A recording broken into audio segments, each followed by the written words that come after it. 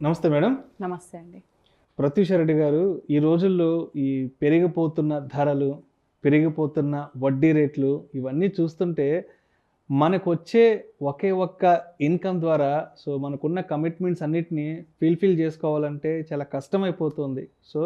మనకొచ్చే ఆ జాబ్ మీద వచ్చే ఆ ఇన్‌కమ్‌తోనే మనకున్న అవసరాలని ఫుల్‌ఫిల్ చేసుకోవాలంటే జరిగే పని కూడా కావట్లేదు. మరి ఆ వచ్చే మెయిన్ ఇన్‌కమ్‌కి ఇంకొంత ఒక ప్యాసివ్ ఇన్‌కమ్‌ని మనం జోడించుకుంటే మన అవసరాలను ఫుల్‌ఫిల్ చేసుకోవచ్చు. మరి ఈ ప్యాసివ్ ఇన్‌కమ్స్ అనేవి ఏ విధంగా ఉన్నాయి? కొన్ని మంచి పనుల ద్వారా ప్యాసివ్ ఇన్‌కమ్‌ని ఏ విధంగా జనరేట్ చేసుకోవచ్చంటారు? యాహ్! ఇప్పుడు మనకి ఇన్‌కమ్ అనేసి active income and passive income అని ఉంటాయండి. యెస్. ఇప్పుడు యాక్టివ్ ఇన్‌కమ్ అంటే మనం రెగ్యులర్‌లీ 10-5 చేసే జాబ్ నుండి వచ్చే ఇన్‌కమ్‌ని యాక్టివ్ ఇన్‌కమ్ కింద కన్సిడర్ చేస్తాము. అండ్ ఈ పాసివ్ ఇన్‌కమ్ అనేది ఏంటంటే మనం ఎక్కువ కష్టపడకుండా మనకి ఇన్‌కమ్ రావాలి. యెస్. పాసివ్ ఇన్‌కమ్ కోసం కూడా మామూలుగా ఎక్కువ మంది ఏం చెప్తారంటే అది ఏ వర్క్ చేయకుండా వచ్చే ఇన్‌కమ్‌ని పాసివ్ ఇన్‌కమ్ అంటారు అని. ఏ కానీ వర్క్ చేయకుండా అసలు ఏ వర్క్ చేయకుండా ఎవరికి కూడా ఇన్‌కమ్ రాదు. ఇన్‌కమ్ రాదు. సో ఇదేంటంటే కొంచెం తక్కువ. ఇప్పుడు మీరు 10-5 కాకుండా మీరు 5కి ఆఫీస్ అయిపోయింది అనుకోండి, 7 వరకు రిలాక్స్ అయిపోయి 7-9 మీరు జనరేట్ చేసుకునే ఇన్‌కమ్‌ని మనం పాసివ్ ఇన్‌కమ్ కింద కన్సిడర్ చేసుకోవచ్చు. ఒక పార్ట్ టైమ్ సమయం ఒక కేటాయించుకొని పార్ట్ టైం సమయం కేటాయించుకొని, లేకపోతే కొందరేంటి కొన్ని హౌస్ ప్రాపర్టీస్ ఉంటాయి అనుకోండి, హౌస్ ప్రాపర్టీస్లో వాళ్ళకి రెంట్ వస్తుంది, వాటిని కూడా పాసివ్ ఇన్కమ్ కింద కన్సిడర్ చేస్తారు. ఎందుకంటే ఆ హౌస్ కొనడానికి వాడు కష్టపడ్డాడు కదా, వాడు కష్టపడ్డ తర్వాత వాడికి ఇన్కమ్ అన్నది జనరేట్ అవుతుంది అక్కడి నుండి. సో అది పాసివ్ ఇన్కమ్ కిందకి వస్తుంది. సో ఇప్పుడు ఒక వ్యక్తి ఉన్నాడండి, అతను ఒక 9 to 5 జాబ్ చేస్తున్నాడు. ఒక కేసు తీసుకుందాము, 9 to 5 జాబ్ చేస్తున్నాడు. 9 to 5 జాబ్ చేస్తున్నాడు, అతనికి ఒక 25,000 శాలరీ ఉంది. ఒక మంచి ఎంఎన్సీలోనే జాబ్ చేస్తున్నాడు, ఫ్రెషర్, 25,000 శాలరీ ఉంది. కానీ అతను జాబ్తోని సాటిస్ఫైడ్ లేడు.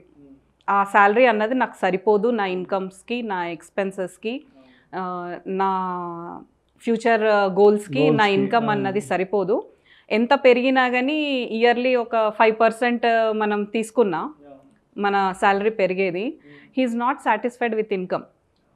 సో అతను ఆలోచించాడు, నేను ఇంకా పాసివ్ ఇన్కమ్ జనరేట్ చేసుకోవాలి, ఎలా జనరేట్ చేసుకోవాలి అని. సో ఏం చేశాడు అతనికి ఒక హాబీ ఉంది, ఏంటంటే పెయింటింగ్ హాబీ. పెయింటింగ్స్లో అతను మాస్టర్. సో అతను ఏం చేశాడు, 10 to 5 జాబ్ అయిపోయిన వెంటనే 7 to 9 వాళ్ళ ఏరియాలో కొందరికి చెప్పాడు, నేను ఇలా పెయింటింగ్ క్లాసెస్ తీసుకుంటాను, సో మీకు ఎవరికన్నా ఇంట్రెస్ట్ ఉంటే మీరు జాయిన్ అవ్వచ్చు, మంత్లీ 2,000 ఛార్జ్ చేస్తాను దానికి అని. సో ఫస్ట్ టైం కాబట్టి ఒక 3 members జాయిన్ అయ్యారు ఆయన దగ్గర. ఫస్ట్ మంత్లో అతనికి ఒక 6,000 ఇన్కమ్ జనరేట్ అయింది. అలా పెరుగుతూ పోతే ఒక 10 yearsలో అతని దగ్గర ఒక 50 స్టూడెంట్స్ అయినరండి. ఒక 50 స్టూడెంట్స్ అతను సేమ్ 2,000 ఛార్జ్ చేస్తే ఎంత అవుతుంది మనకి? ఒక 1 lakh జనరేట్ అవుతుందా అక్కడ పాసివ్ ఇన్కమ్ కింద? అప్పటికి ఆ 10 yearsలో అతని శాలరీ వచ్చేసి 60,000కి వచ్చింది. 60,000కి పెరిగింది అతని శాలరీ. సో ఇప్పుడు ఏమైంది, అతను యాక్టివ్ ఇన్కమ్ కన్నా అతను పాసివ్ ఇన్కమ్ ఎక్కువ ఉంది అక్కడ.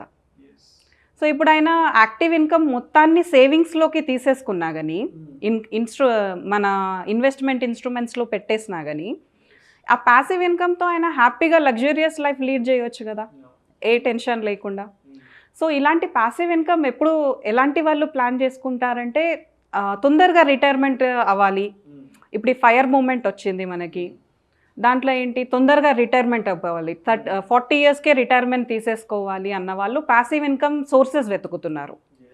ఇప్పుడు కొందరు ఉంటారు, కొందరికి బుక్స్ రాసే ఇంట్రెస్ట్ ఉంటుంది, ఆర్టికల్స్, బుక్స్. ఇప్పుడు సపోజ్ ఒక ఆథర్ ఉన్నారనుకోండి, ఒక బుక్ రాశారు, పబ్లిష్ అయింది, ఆ బుక్ ఇన్కమ్ అన్నది వాళ్ళకి రెగ్యులర్గా జనరేట్ అవుతూ ఉంటుంది కదా, ఆ బుక్ అమ్మినప్పుడల్లా వాళ్ళకు డబ్బులు అన్నవి వస్తూ ఉంటాయి. సో అదేంటి, అది లైఫ్ లాంగ్ జనరేట్ అయ్యే ఇన్కమ్. సో అలాంటి సోర్సెస్ని వెతుక్కోండి. మీకు చాలా హాబీస్ ఉంటాయి. ఇప్పుడు ఈ కోవిడ్ వల్ల అందరికీ మంచి ఆపర్చునిటీ ఏంటంటే ఆన్లైన్తోనే మనం ఏదన్నా చేసుకోగలుగుతున్నాం, ఆన్లైన్లోనే. ఇప్పుడు టీచర్స్ అనుకోండి, ఎక్కడికి ముందు హోమ్ ట్యూషన్స్ అవి వెళ్ళేవాళ్ళు, హోమ్ ట్యూషన్స్ కోసం వాళ్ళు వెళ్ళేవాళ్ళు. ఇప్పుడు చాలా మందిని చూస్తాం మనం 1 అవర్ అలా వేరే వేరే ప్లేసెస్లో వెళ్ళి చెప్పేసి అలా డబ్బులు సంపాదించే వాళ్ళని కూడా చూసాం మనము. సో ఇప్పుడు ఏమైపోయింది, మంచిగా ఆన్లైన్లో కూర్చుంటున్నారు, ఎందరు స్టూడెంట్స్నైనా గ్యాదర్ చేసుకుంటున్నారు. That is a source of passive income also. Day మొత్తం కాలేజెస్లో చెప్పుకుంటారు, అండ్ నెక్స్ట్ ప్యాసివ్ ఇన్కమ్ వచ్చేసి ఇలా జనరేట్ చేసుకుంటారు. సో ఎవరికైతే మంచి ఇన్వెస్ట్మెంట్స్, మంచి గోల్స్ ఉంటాయో లైఫ్లో, గోల్స్ని రీచ్ అవ్వాలి అన్న ఆలోచన ఉన్న వాళ్ళు ఈ ప్యాసివ్ ఇన్కమ్ కోసము ఎలా దాన్ని జనరేట్ చేసుకోవాలన్న ఆలోచన ఉంటుంది. ఎందుకంటే ప్రతి మనిషికి ఒక హాబీ అన్నది ఉంటుంది, వాళ్ళకు ఒక టాలెంట్ ఉంటుంది. సో అది మీరు ఏంతో గ్రహించుకొని మీకు దేంట్లో ఇంట్రెస్ట్ ఎక్కువ ఉంది, మీరు దేంట్లో పర్ఫెక్షనిస్ట్, అది చూసుకొని మీరు మీ ప్యాసివ్ ఇన్కమ్ని జనరేట్ చేసే సోర్స్ని వెతుక్కోండి.